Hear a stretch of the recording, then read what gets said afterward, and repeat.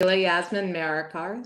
And we are live. Welcome, mystery and thriller fans. I'm your on-air host and author, Sara DiVello, and I am so excited to welcome to the show tonight, Sheila Marikar, here to give us the inside scoop on her brand new book, out soon, Friends in Napa. Sheila, welcome to Mystery and Thriller Mavens. Tell us about this book. Thank you so much for having me, Sara. Well, have the book right here.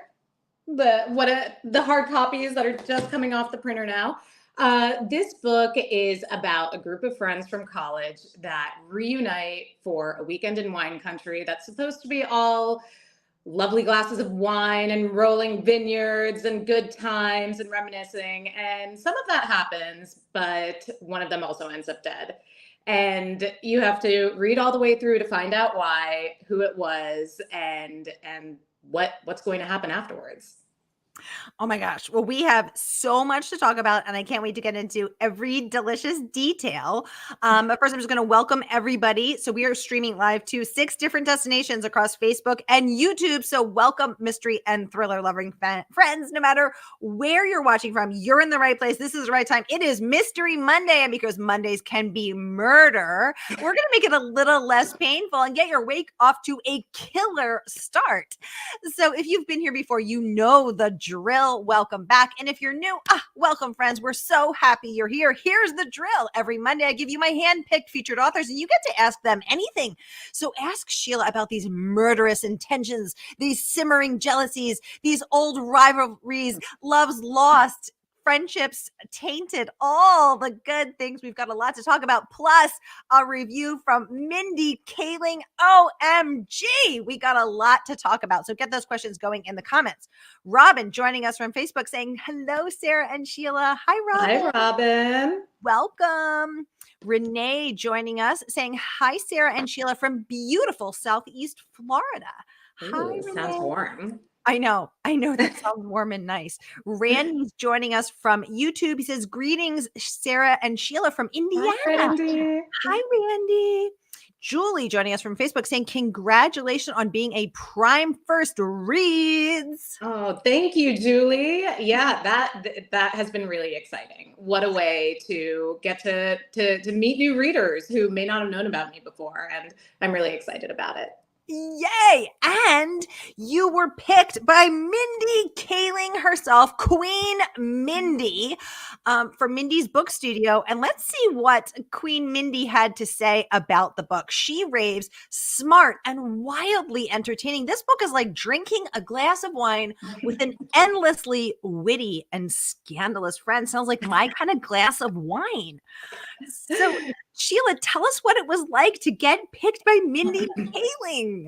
It was such a delight. I actually wrote about it in my Substack that I put out today about when I got the call. I happened to be in Italy, coincidentally having had a couple of glasses of wine and was about to have another when I got an email from my agent and editor asking if I had a couple minutes to talk. And it seemed like the kind of talk that you wanted to have. It didn't seem, I was like, yes, I think I should step away and take this call. And it was truly, that was always my hope for this book. I really wrote it with picturing Mindy as one of the main characters, Anjali, who is this embittered magazine editor who,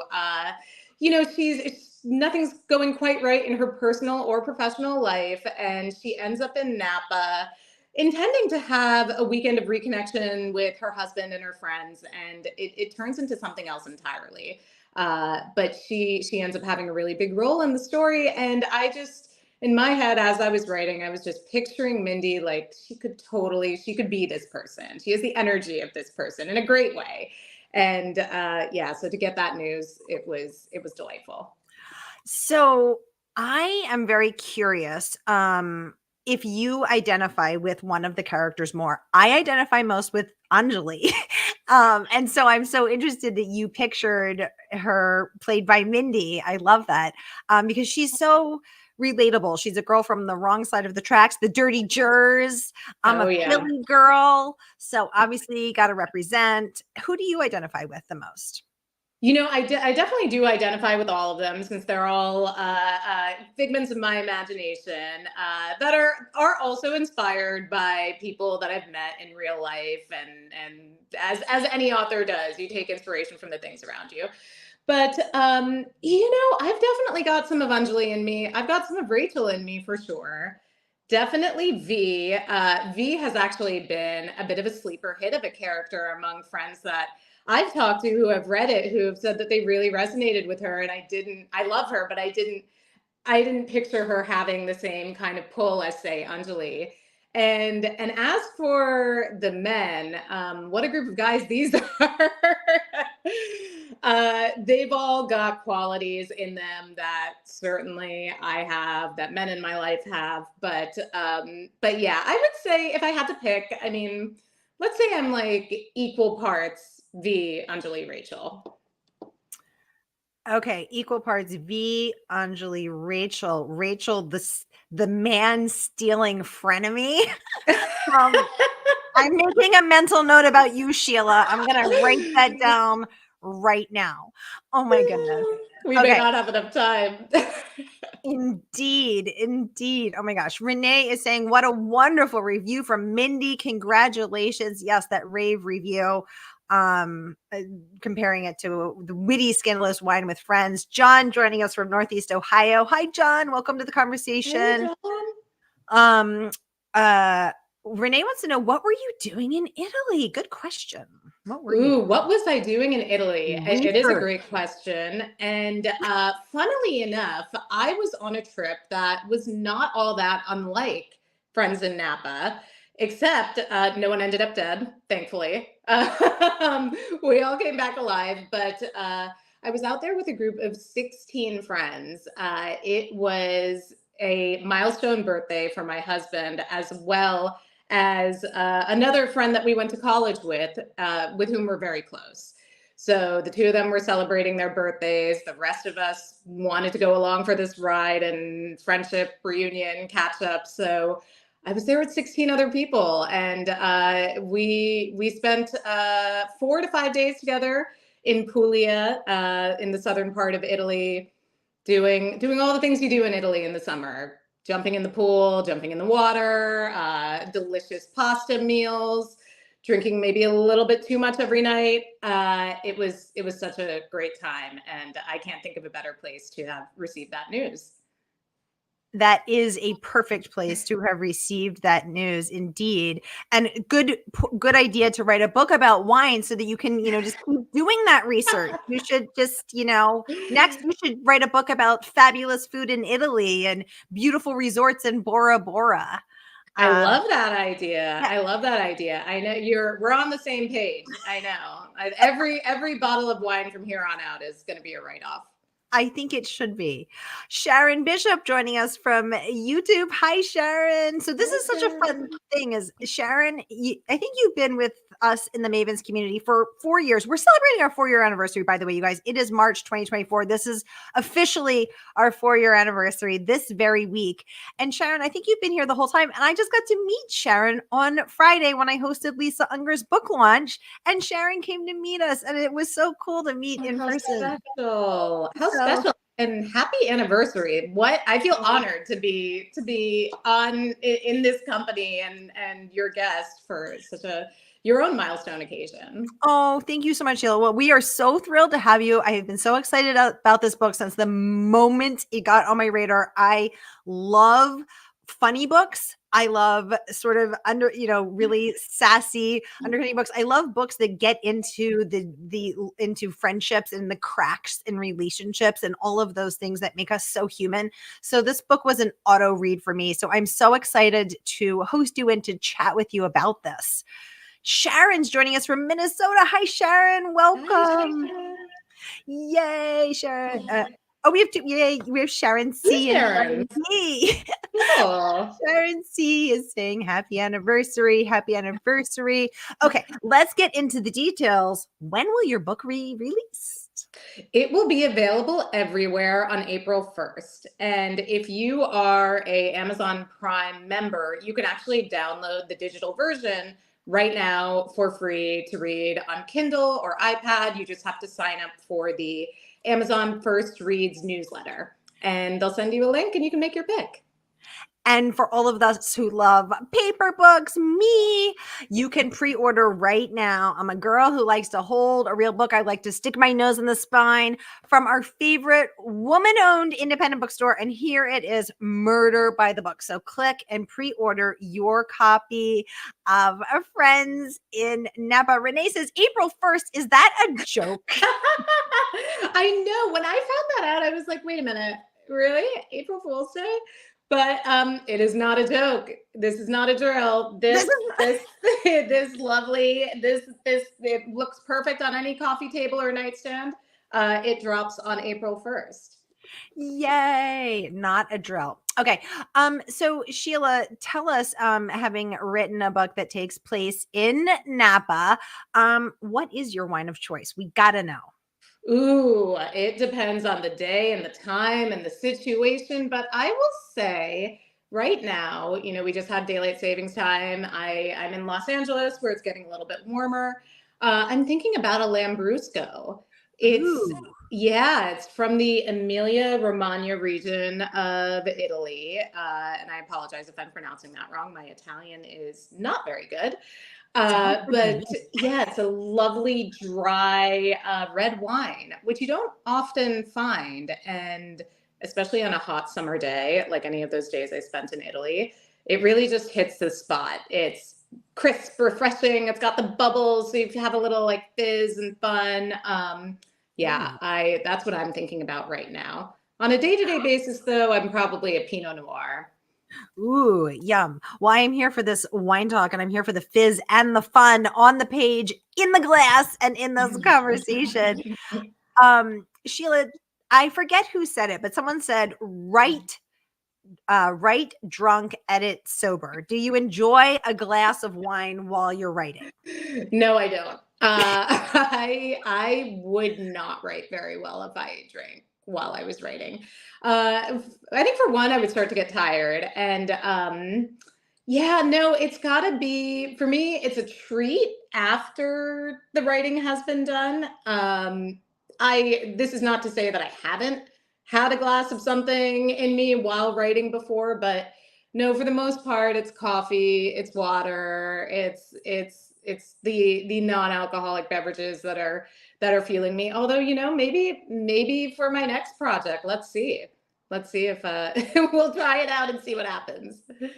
Okay, so bring us into your writing day. So are you one of those writers like, I have to write 1,000 words and my butt is not leaving this chair until I write 1,000 words?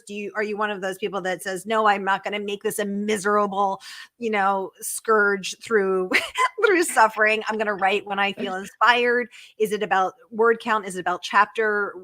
Bring us into your writing day. Tell us the scoop. Yeah, I've experimented with all of those things. So with friends in Napa, I tried to be pretty strict about getting words on the page for the first draft. I was saying 1,000 words a day. We've just got to grind this out. Like I had the initial idea and burst of inspiration, and then I was in the process of launching my debut novel, The Goddess Effect, and then I came back to Friends in Napa several months later, and I was having a hard time like really finding that energy again. Like many writers, it takes a deadline for me to really get cracking. So I got my deadline. I was like, all right, we're gonna, wake up at this time, sit down at this time. We're gonna grind it out. We have to get to this many words a day. And I would kind of tick it off on a sheet of paper that's somewhere behind me, actually, a makeshift whiteboard, and I'd mark my progress that way. But I've recently been inspired by the author Jo Piazza, who has a book, I think, coming out the day after me on April 2nd, The Sicilian Inheritance, which is, I believe, also a murder mystery and also very delicious and got tons of Italy in there. She has a fantastic Substack, and she was talking about how she often writes in the notes app of her phone. She's not super precious about her writing routine. And I actually want to move more in that direction. I don't know if it'll necessarily be Notes app on my phone, but to kind of break out of the idea of like this, I need all conditions to be this way, otherwise I can't write, because life happens and sometimes you just got to figure out how to do it. Yeah, I think about that all the time. I heard Jodi Picoult speak last summer, and she has shared that whilst raising, I think it was 5 children, she managed to write her, 20 something books, and she did it by not being precious and finding time to write even in 15-minute increments. And I think to myself, I'd like to be more like that, because meanwhile, I'm like, I need total silence, total solitude. I have to be sitting comfortably. I have to be alone. I have to be at home. I have to have all these things, or I cannot write. And maybe if I was more flexible, I'd be more productive.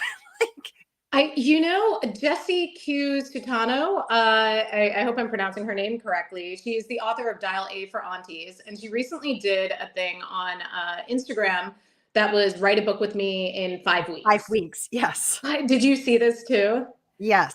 Yeah, and I was watching all of it, and I gotta say, I was like, okay, you're pacing up and down your hall, you're writing here, you're writing over there, the computer's on a stack of books. Like it felt relatable to me in a way that I felt like, you know what, I could do that too. I don't know if I could do it in 5 weeks, but I could definitely shake up my routine and maybe just get more done.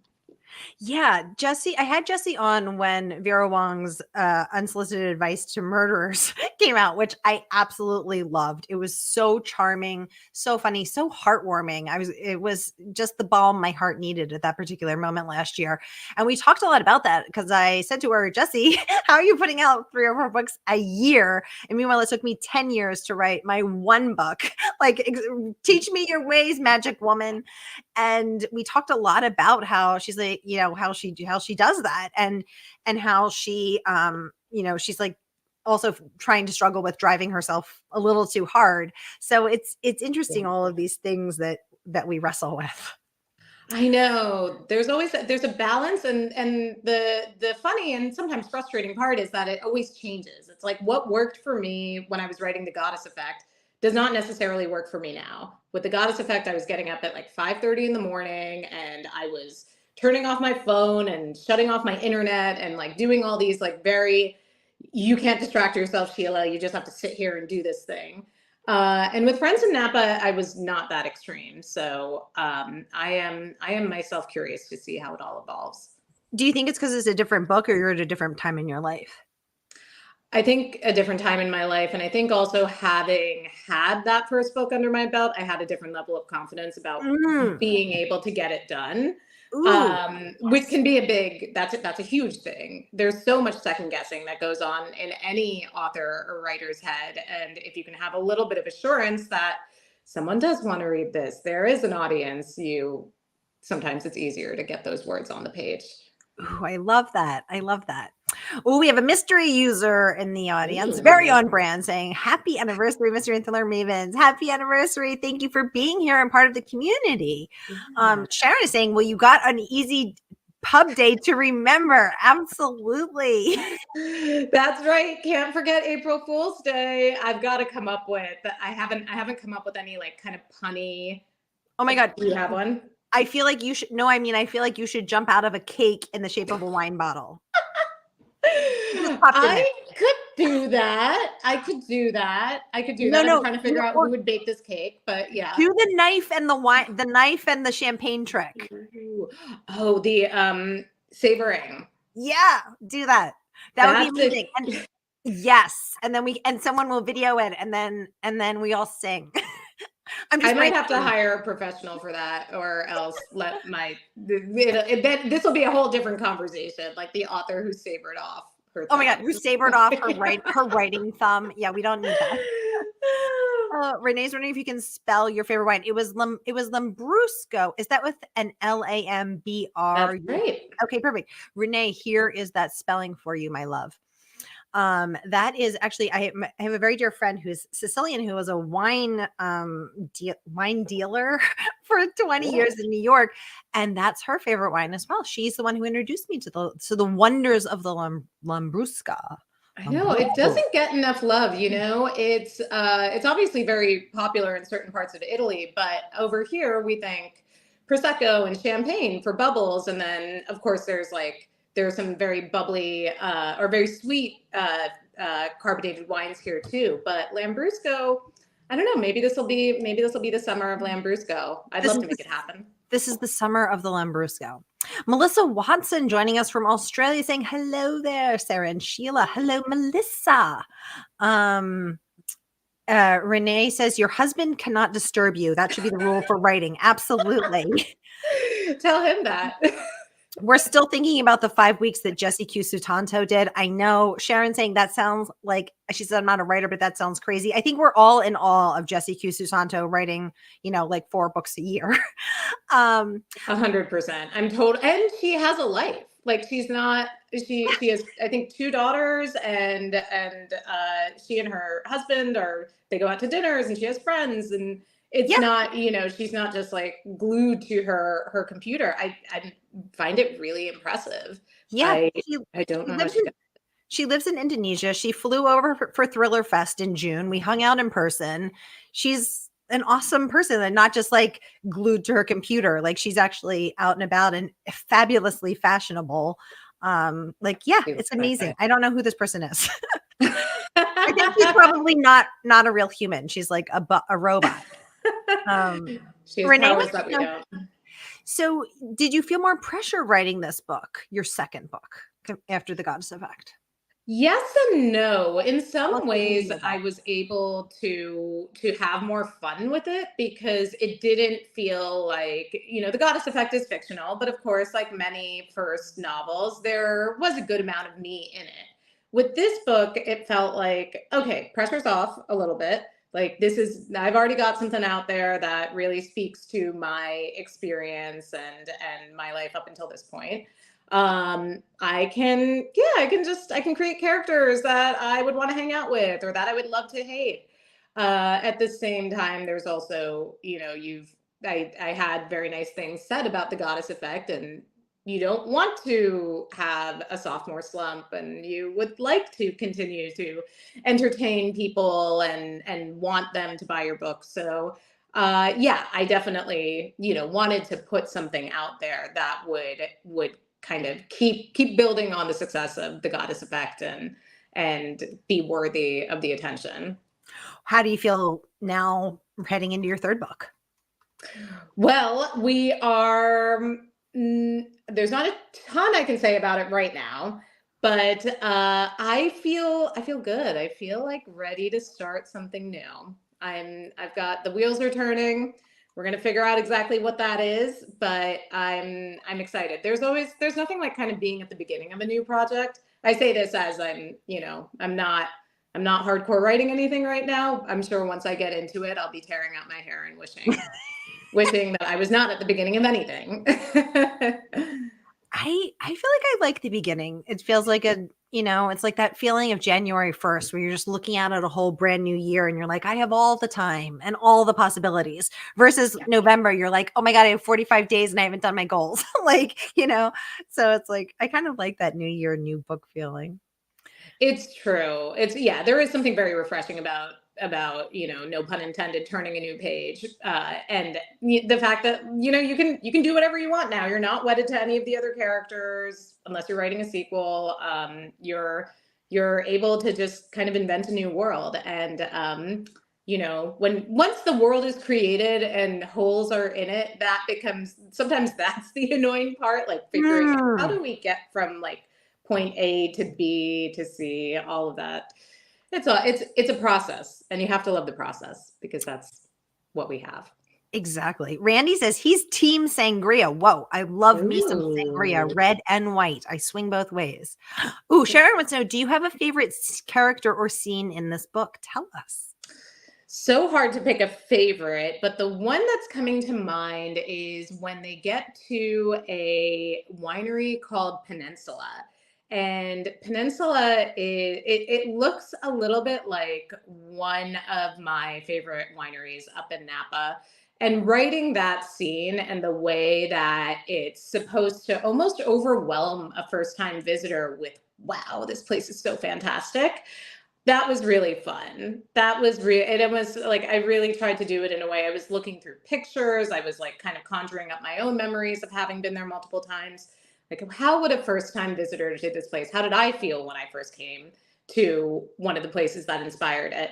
And that was fun. There were a lot of them though. There's a dinner at like a 21 course dinner that was very fun to write about. I don't know how many people are into tasting menus. I'm personally not anymore.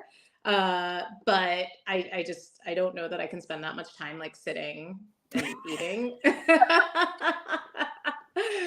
But it was fun to sort of send that up, and yeah, the come up with totally over the top ridiculous dishes that people would normally not eat.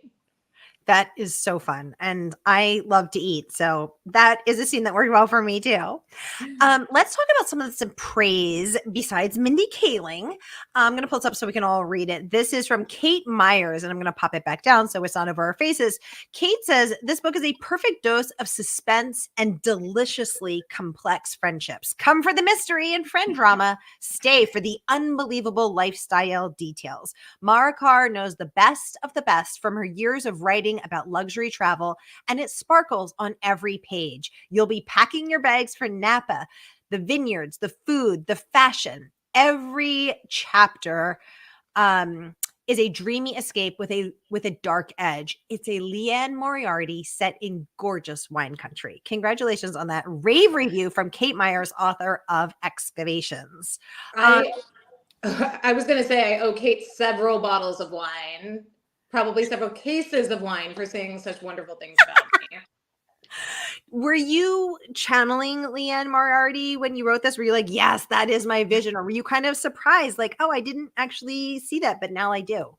It's funny, I wasn't channeling her. I will say I was channeling The White Lotus and Friends from College, which is a Netflix series that I really loved the first season. I thought it was a great, I always think that friends coming together after a long time apart is a great scenario for things to go right and wrong.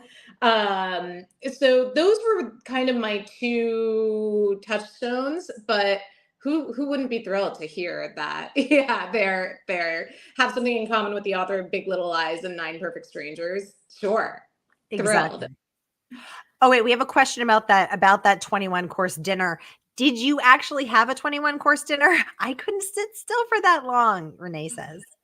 You know, the longest dinner I probably ever had, it might have been 21 courses, and it was about 4.5 hours long. But it was a fun atmosphere too. They were playing music, there was karaoke, there was like, Where you could get up was and this 4.5 hour meal? this was in Bangkok in Thailand, at a restaurant called Guggen.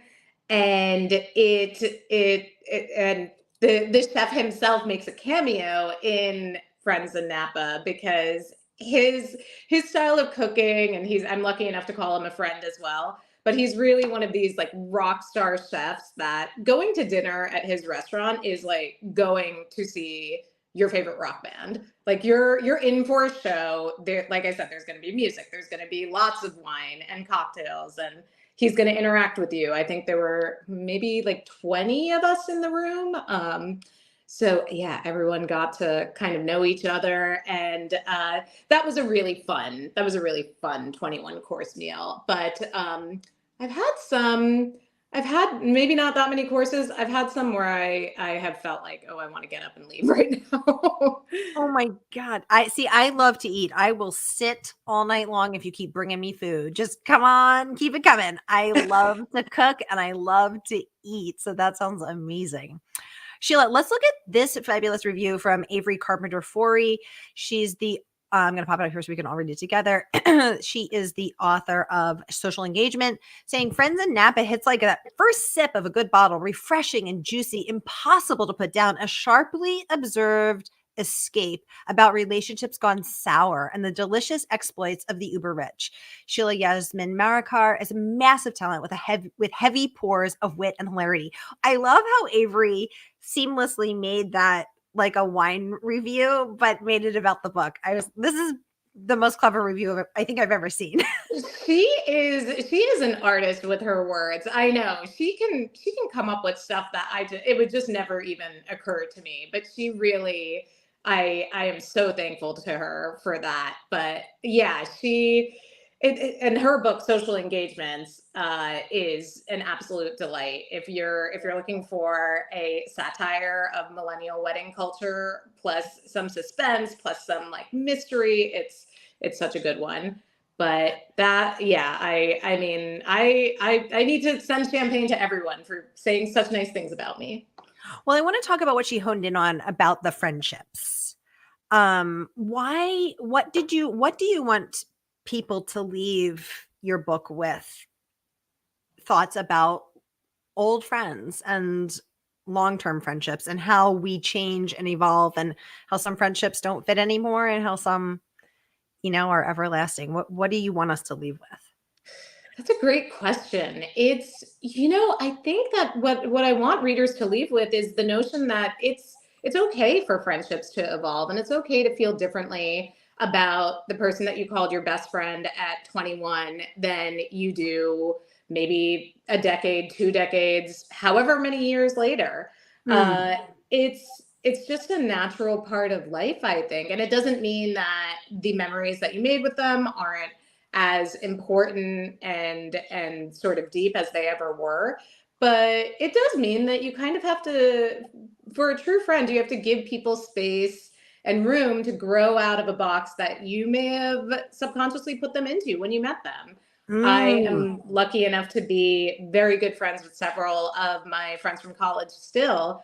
And I do know that there's still when we get together in some part of my mind, they are that like 18-year-old that I met way back when. And of course I can appreciate the person that they've grown into, but there's a little piece of you that's like, oh, I remember that time that you like got drunk and locked yourself out of the house or whatever it is. So I guess it's just, to give your friends grace and give yourself grace too, because, friendships they're so important and you really have to nurture them and give them room to grow like a beautiful houseplant. Even if they may have seen you when you were drinking Goose and OJ on the quad. Yes, exactly. If they wronged you, then, maybe you can talk it up to being 18. Sharon says, I'm a junk food junkie. Popcorn, yellow striped smile. Oh my God, I love popcorn. Popcorn's my favorite snack.